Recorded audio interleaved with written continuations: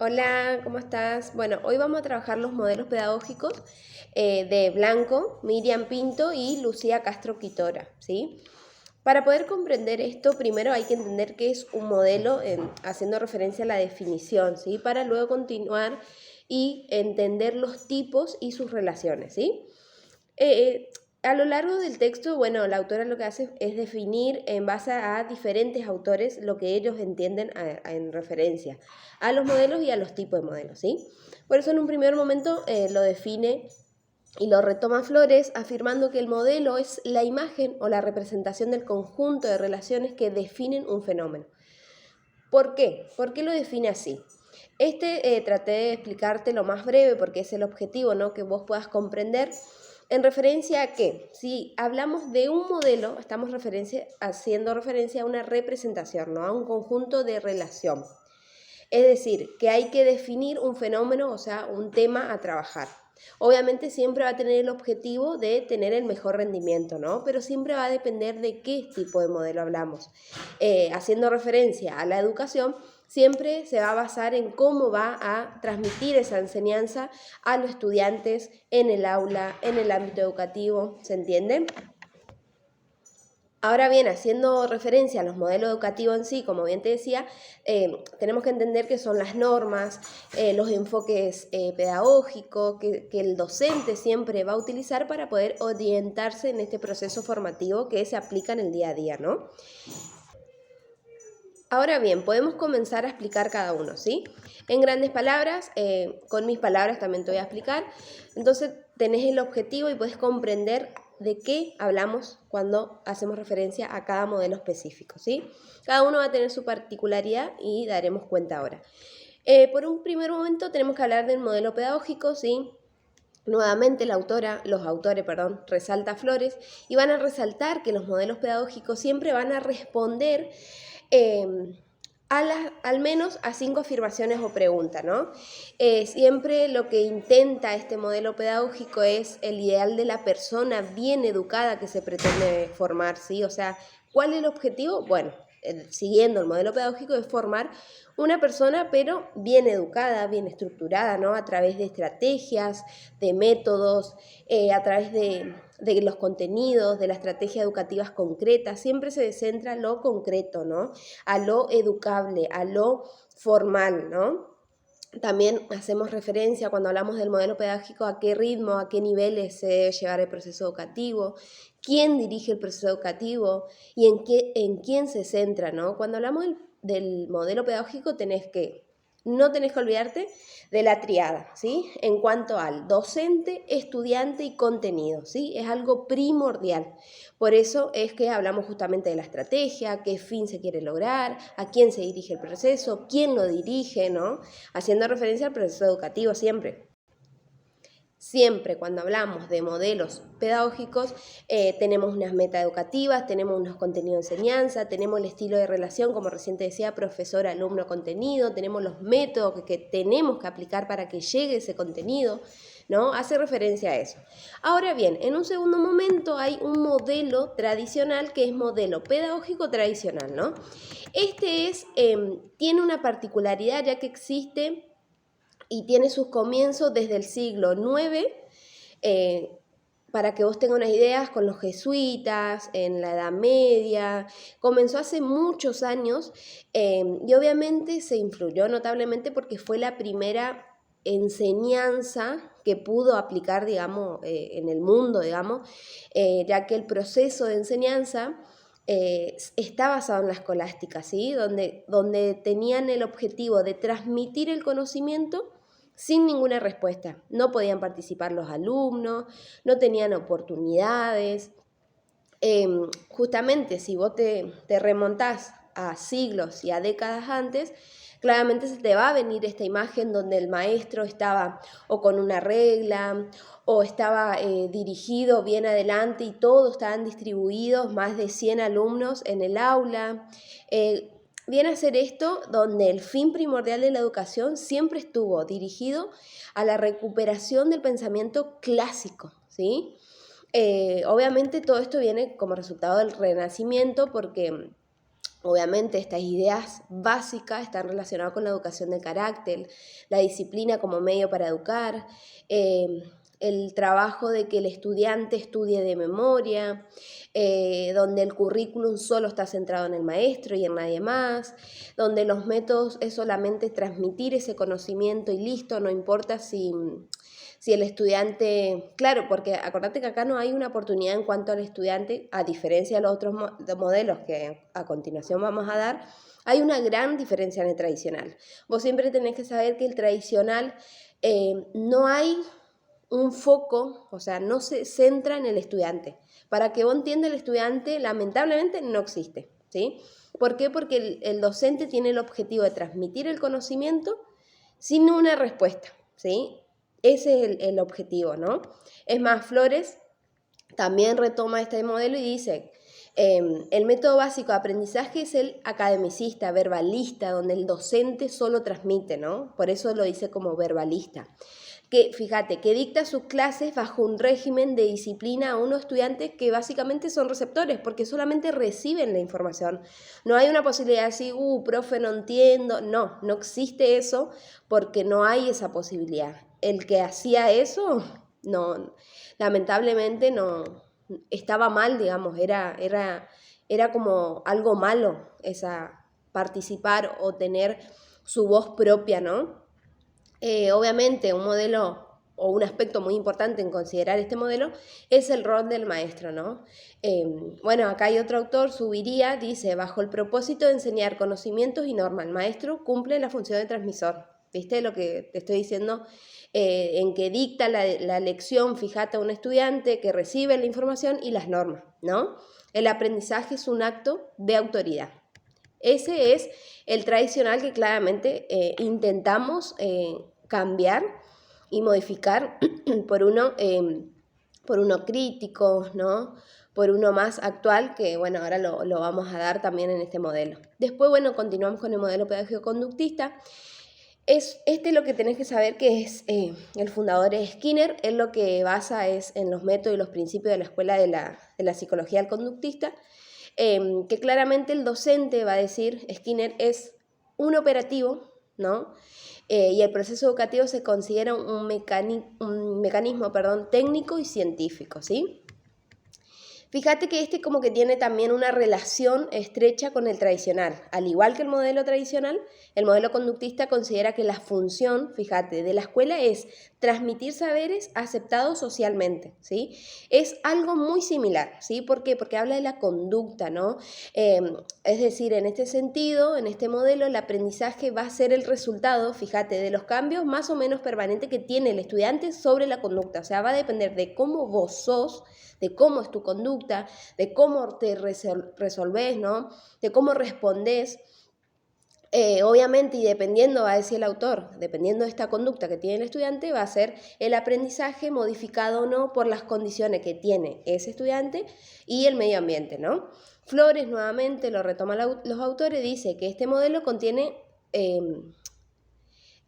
condiciones precisas. ¿De qué? De observación, ¿sí? Acordate que la conducta es observar, es poder operacional, es poder tener una medición, es poder tener un control, ¿sí? A eso hace referencia este modelo, por eso se relaciona mucho con el tradicional.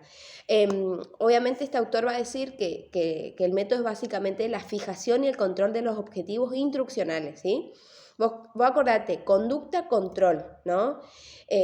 Claramente por eso se relaciona mucho con el anterior, porque hay una fijación en cuanto al control. O sea, el objetivo es dar instrucciones para que tengan un comportamiento adecuado, obviamente, ¿no? Siempre formulados con precisión, que estén reforzados, ¿no? Que estén bien trabajados.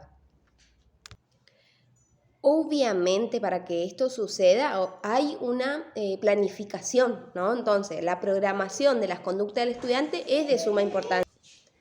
¿Por qué es importante? Porque esta organización, dependiendo del contenido, de la secuencia de aprendizaje, de lo que se quiere transmitir, el control de estímulo, de antecedente, de consecuente, obviamente van a ser posibles, o sea, esta planificación de cómo va a ser o cómo se va a emitir esa conducta que se desea en los estudiantes, ¿se entiende? O sea, todo está como planificado, instruccionado, ¿sí? Por eso es muy similar a la anterior, que es la tradicional, ¿sí? Ahora bien, vamos con el modelo que continúa, que es el pedagógico progresista, ¿sí? Obviamente, bueno, esto básicamente lo que hace referencia es, o hace evidencia a las propuestas educativas en la escuela nueva, ¿sí? Un aspecto fundamental de esta tendencia es que ya cambia un poco la mirada en cuanto que la propuesta es una transformación total del sistema escolar, o sea, es cambiar todo para que entiendan. Obviamente es muy realista porque es imposible, no digo que es imposible, pero lo que trata, digamos, es de progresar, pero de cambiar todo desde cero, ¿no? O sea, es una transformación total, convirtiendo al estudiante en el centro del sistema escolar alrededor de quien gira los procesos de la escuela, ¿no? No te digo que es imposible, pero es una propuesta o es un modelo que se basa aún más en una mirada muy lejana, ¿no? De una transformación, de cambiar todo por algo nuevo, que parece perfecto, ¿no? Pero siendo realista, también tenemos que saber que es todo un proceso en cuanto a los cambios, ¿no? Nos daremos cuenta con la educación, claramente que seguimos trabajando por cambiar un poco de los modelos tradicionales que siguen existiendo. Bueno, siguiendo con este modelo progresista, dice que bajo este modelo la escuela va a ser creada para la vida, ¿sí? Para llegar a ser el ambiente natural del niño, convertirse en el espacio en el cual el niño pueda vivenciar, que pueda expresarse, que pueda aprender los elementos primordiales para el buen desempeño de su vida adulta, ¿sí? Como que lo ve más allá, ¿sí? Es más, Rodríguez y Sanz, dos autores, establecen que la nueva escuela resaltó el papel activo que debe tener el estudiante, transformó las funciones que debe asumir el profesor en el proceso educativo y mostró la necesidad y posibilidad de cambio en el desarrollo del mismo. Es decir, esto ya más bien propone una educación social, una sociedad donde se asegure su propio desarrollo en cuanto al individuo, y obviamente se equipara este modelo a la educación con los procesos de desarrollo del individuo, ¿sí? Y el concepto de crecimiento. O sea, ¿en qué se refiere esto? Que hay que cambiar una nueva escuela, este modelo dice, pero hay que centrarnos en el desarrollo de ese sujeto en cuanto al desarrollo del individuo como persona. ¿Para qué? Para que tenga un crecimiento a futuro, para prepararlo para el futuro. Por eso remarca tanto este modelo preparar para la vida, ¿sí? Pero por eso te digo, tiene eso, digamos, de romper con la escuela tradicional totalmente, porque fíjate que se fija en el estudiante, lo que la tradicional claramente no lo hace, ¿no? Y obviamente esta nueva escuela va a defender la acción como condición y garantía del aprendizaje, ¿sí? Y fíjate que, como recién te decía, se centra mucho en el desarrollo, en el futuro o en el fin de la vida. Dice que la escuela que no puede estar limitado al aprendizaje. O sea, el objetivo de la escuela no puede estar limitado al aprendizaje. La escuela debe preparar para la vida, ¿viste? Ve como un más allá. Por eso te digo, no te digo que es imposible, pero sí es un trabajo complejo en cuanto a eso, ¿no? Ahora bien, vamos a continuar con el modelo cognitivista, que es el que te tocó, creo. Bueno, vos tenés que saber que se va a enfocar en el aprendizaje a través de los procesos internos que tiene la persona. O sea, mis procesos que tengo y cómo mi percepción, cómo la atención, o sea, cómo el lenguaje, cómo la memoria, o sea, son todos los procesos internos que yo utilizo para poder adquirir el aprendizaje, ¿no? Por eso hay que siguiendo este modelo se basa en la idea de que el aprendizaje es un proceso activo y constructivo en el que el estudiante es el protagonista y el docente obviamente va a actuar como un facilitador del aprendizaje, ¿no? Siguiendo algunas características que bien te lo voy a compartir, es importante saber que el aprendizaje se basa en la construcción de conocimiento a partir de la experiencia previa que tiene el estudiante.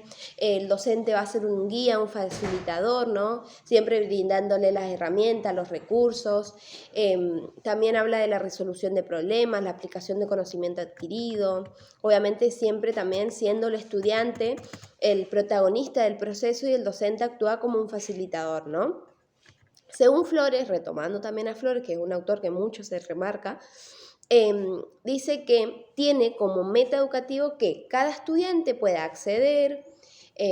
acceda, ¿no? Que progrese, que sea secuencialmente a la etapa de desarrollo intelectual, de acuerdo con las necesidades y las condiciones de cada uno, ¿no? ¿Por qué habla tanto? Bueno, es Piaget, obviamente, en esta área, digamos, podemos relacionarlo, ya que habla del desarrollo intelectual. Acuérdate que siempre cuando hablamos de desarrollo intelectual, hablamos de la capacidad, que tiene la persona para poder comprender, para poder pensar, para poder razonar, para adquirir ese aprendizaje. Por eso hoy te decía la memoria, la percepción, ¿no? Va a depender de eso para que el niño, el estudiante, el adolescente pueda adquirir ese conocimiento, ¿sí? Por eso es un proceso dinámico que obviamente influye en la capacidad de aprendizaje y se puede estimular desde las primeras etapas de la educación inicial, ¿no? ¿Por qué? Porque hoy nuevamente a esto va a depender de cómo percibe, ¿no?, la percepción en cuanto al otro, a los otros, al otro conocimiento o a ese contenido para comprender, ¿no?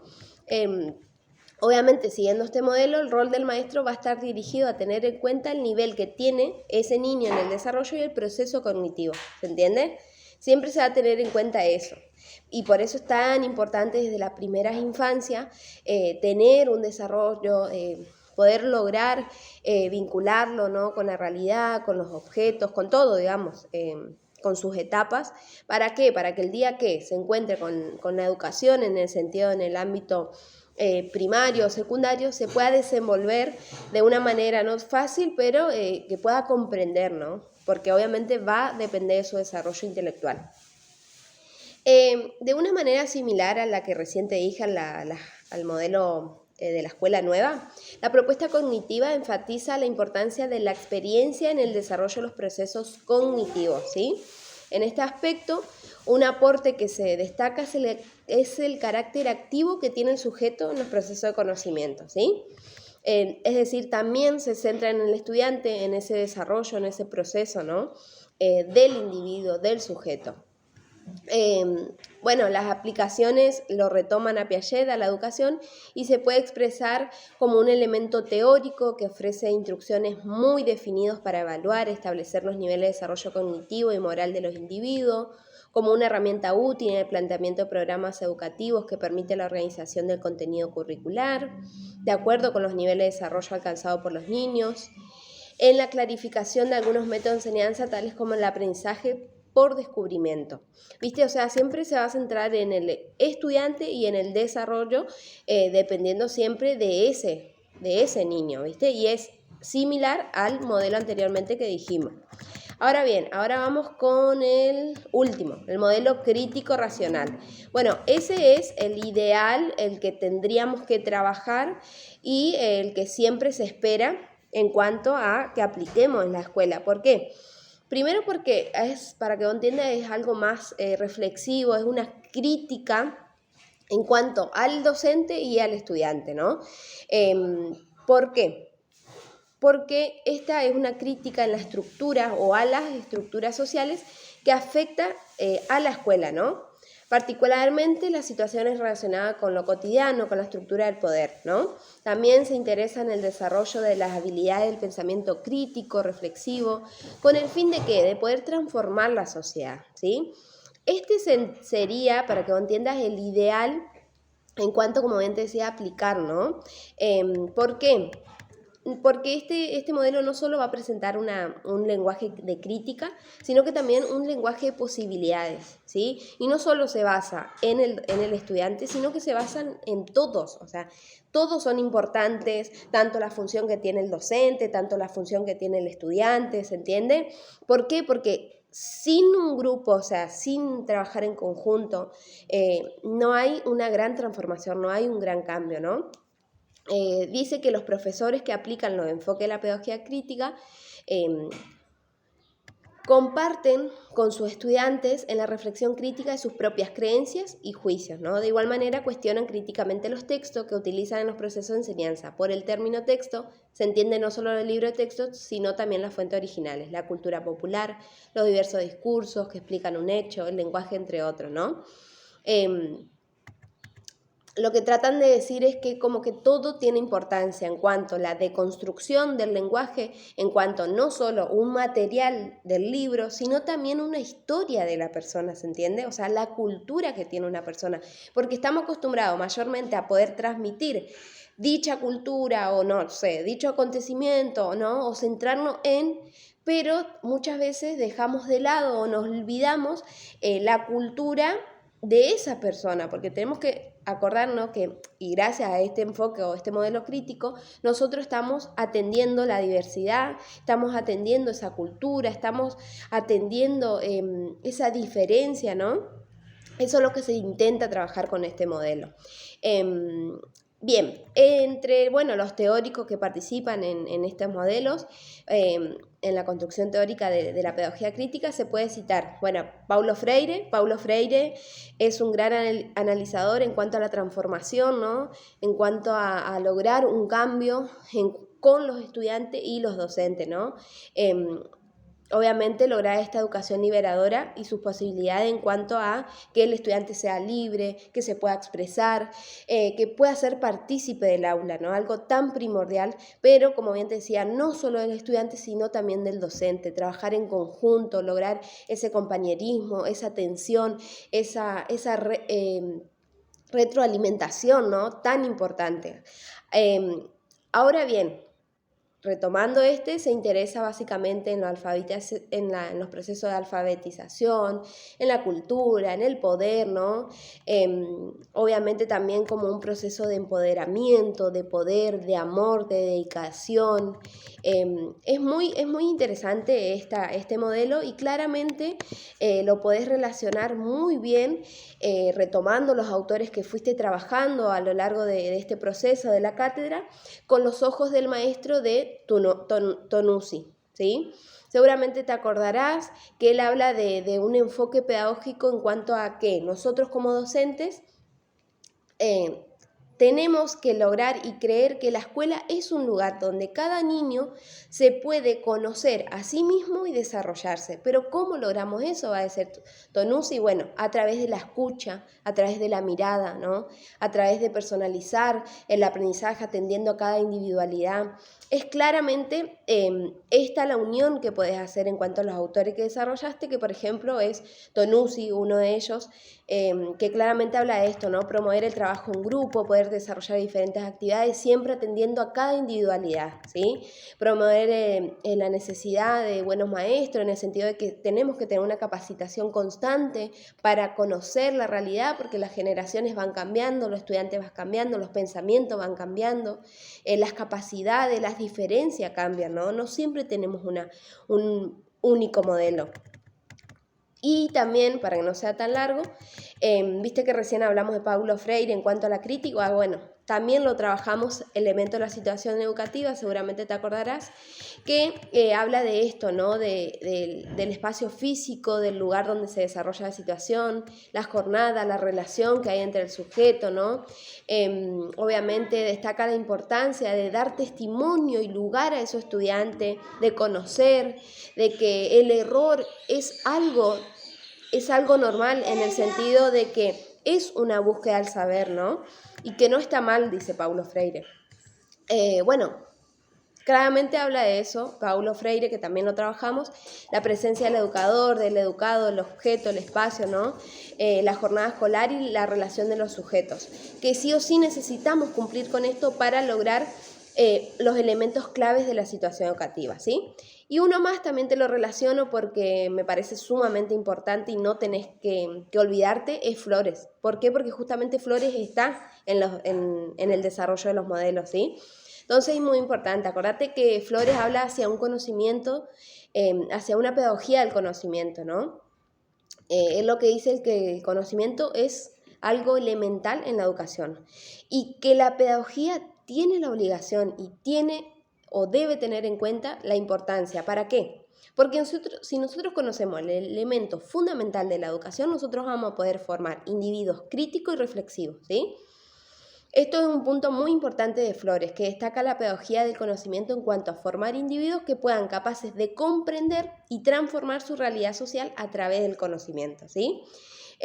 Basándose en la reflexión crítica, la participación activa, en la formación de los individuos que sean capaces de verse, de proyectarse, que se adapten a las necesidades y las características de cada individuo, ¿no? Obviamente todo esto vamos a lograrlo si nosotros repensamos y replanteamos la educación, siempre trabajando en movilizar la potencia, la potencialidad de lo que cada uno puede ofrecer, lo que cada uno puede dar como persona, claramente para construirnos no solo a ese estudiante, sino a la sociedad y al mundo, ¿sí? Así que eso es lo que puedo relacionarte en cuanto a las bases de estos modelos, que me parece que es primordial, es que no puedes olvidarte. Flores, porque él propone Flores desde los autores que dimos en un principio. Flores porque trabaja esto, la pedagogía crítica trabaja, sí o sí tenés que relacionarlo, ¿sí? Después, bueno, Paulo Freire también, sí o sí lo relacionas con la pedagogía crítica también porque da como este nuevo vistazo o esta nueva mirada en cuanto a las perspectivas al estudiante, pero también al docente en la educación, ¿no? En general. Y los ojos del maestro de Tonucci, claramente porque también logra la importancia de dar la voz a los niños y cree, obviamente confía que la escuela es el lugar donde se puede conocer ese niño a sí mismo y nosotros mismos también, obviamente, ¿no? Y desarrollarlo. Así que bueno, eso, cualquier cosa me escribís y bueno, que tengan lindo día.